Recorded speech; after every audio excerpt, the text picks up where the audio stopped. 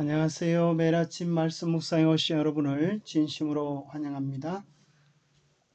오늘은 5월 31일 월요일, 마음을 변화시키는 일. 하나님께서는 이스라엘 백성을 잊지 못하시고 가장 절망적인 시간에 다시 한번 새 언약을 약속해 주시는 내용이 나옵니다. 호세아서에 나타난 새 언약의 개념은 무엇일까요? 에스겔서에 나타난 새 언약의 개념은 무엇일까요?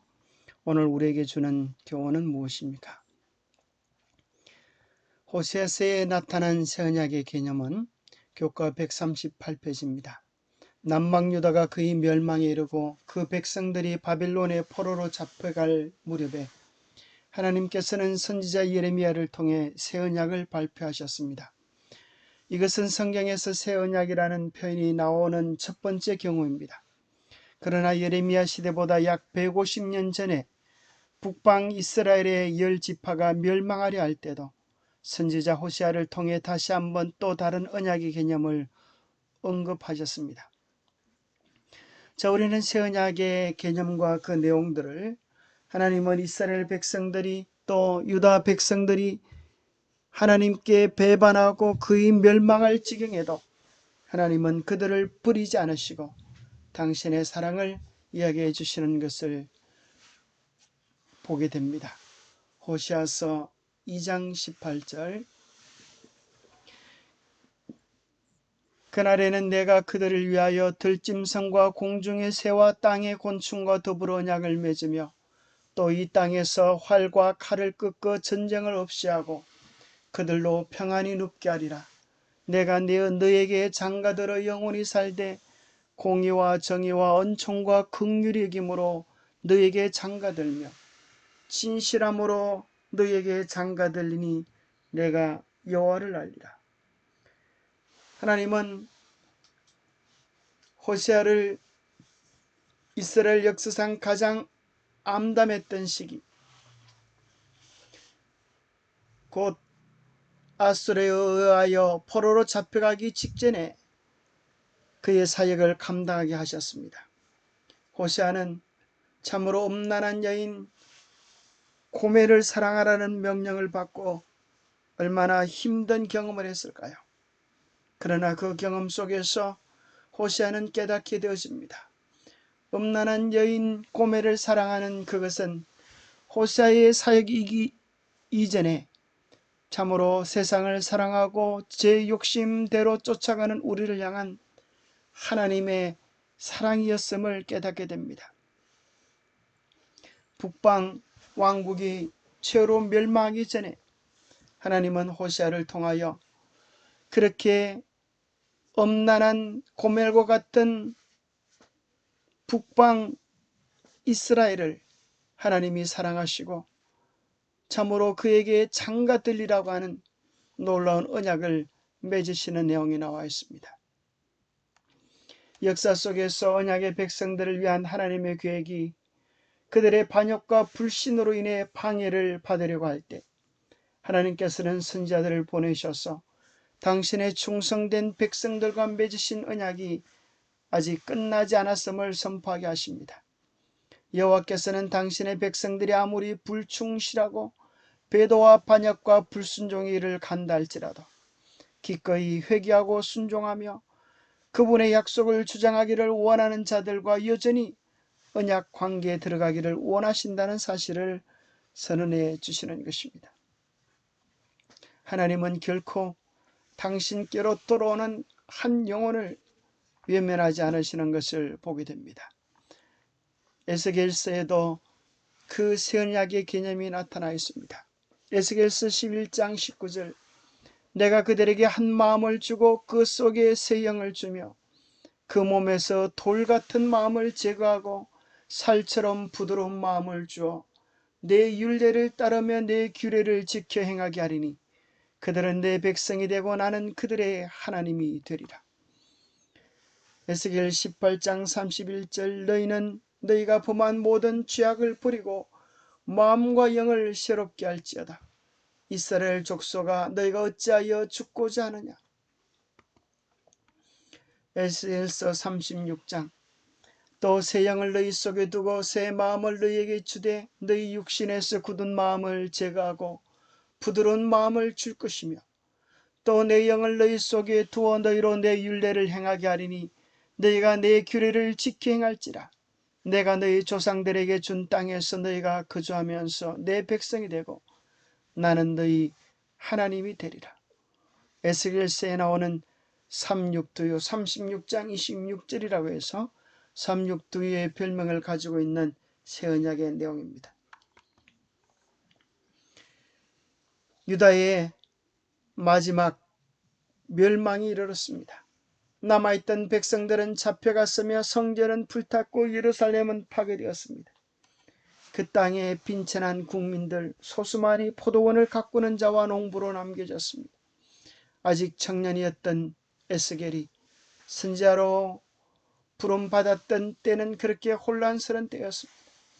바로 이 멸망의 때에도 하나님은 그들을 차마 버리지 못하시고 새 언약을 약속해 주시는 것입니다. 새 언약을 한마디로 이야기하면 새 영을 주시겠다는 것입니다. 새 영이 우리에게 임하시면 우리에게 새 마음이 생기는 것입니다. 새 마음은 곧 돌 같은 마음을 제거하고 부드러운 마음인데 그 부드러운 마음은 하나님의 계명에 순종하는 마음입니다. 참으로 하나님의 계명에 순종하는 마음을 온전히 드릴 때 하나님은 그들을 참 백성으로 확정해 주시겠다고 하는 내용입니다.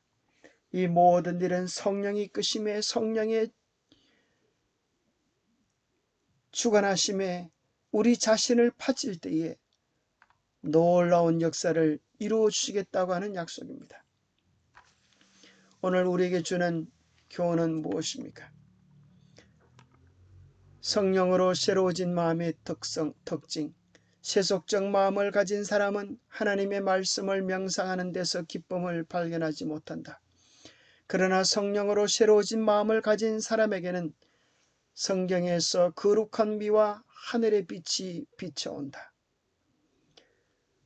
하나님의 성령의 도우심을 통하여 우리의 마음은 변화되고 향기로워질 수 있습니다. 어떻게 우리의 마음이 변화될 수 있습니까? 그리스도께서는 마음을 변화시키신다.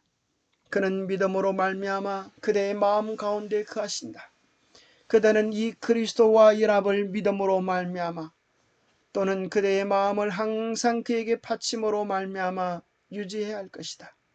그대가 이렇게 하는 동안에는 그는 그대의 원하고 행하는 것을 당신의 기쁘신 뜻대로 하게 하실 것이다. 그러므로 그대는 이제 내가 육체 가운데 사는 것은 나를 사랑하사 나를 위하여 자기 몸을 버리신 하나님의 아들을 믿는 믿음 안에서 사는 것이라고 고백할 수 있게 됩니다. 그리스도께 우리의 마음을 드릴 때, 성령께서 우리를 지속적으로 다스릴 때 이기심으로 냄새나는 우리는 이타적인 그리스도의 참 향기를 가지게 될 것입니다. 강아지 똥이라고 하는 이야기가 있습니다. 어린아이 창작 동화인데요. 여러분 아마 많이 들어보셨을 것입니다. 강아지 똥이 있었습니다. 다들 냄새나는 똥이라고 싫어하고 친구도 없습니다. 노란 병아리들이 쪼아 먹으려 하다가 강아지 똥이라고 얘들아 저건 더러운 똥이야. 저건 먹어서 안 돼. 엄마 달기 이야기해 주는 것입니다. 그래서 강아지 똥은 외롭고 슬픈 것입니다. 그런데 어느 날 민들레가 이야기합니다. 네가 내 친구가 되어주지 않을래? 네가 나를 위한 그름이 되어주지 않을래?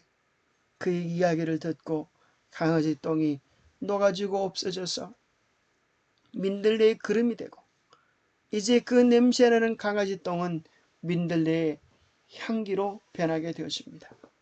강아지 똥에 대한 이야기를 링크 시켜 놓았습니다. 한번 클릭하셔서 시간 되시면 그 내용을 들어보면서 이기심으로 냄새나는 우리가 어떻게 성령으로 변화될 수 있는지 그 비결들을 어린아이 동화 속에서 한번 배워보시기 바랍니다. 기도하겠습니다. 하나님 아버지, 우리에게도 새 영, 새 마음을 허락해 주시옵소서. 자기만 아는 이기적인 마음, 돌같이 굳은 마음을 제하여 주시고 하나님의 뜻에 순종하는 부드러운 마음, 사랑의 마음, 이타적인 마음을 허락하여 주시옵소서. 성령님 역사하시면 우리의 마음도 분명히 변화될 수 있음을 믿습니다. 저희의 부족함이 아니라 능력의 하나님을 바라볼 수 있는 믿음을 주시옵소서. 주님께서 우리를 온전히 변화시키셔서 당신의 향기로 자랑으로 삼아 주시옵기를 우리 주 예수 그리스도로 머지하여 간절히 간구하옵나이다. 주님께서 냄새나는 똥을 참으로 많은 사람들이 좋아하는 향기로 만들어 주실 수 있습니다. 이기심으로 가득 찬 우리를 그리스도의 향기로 만들어 줄 수 있는 주님께 온전히 엇나가는 축복의 날 되시기를 간구합니다. 감사합니다.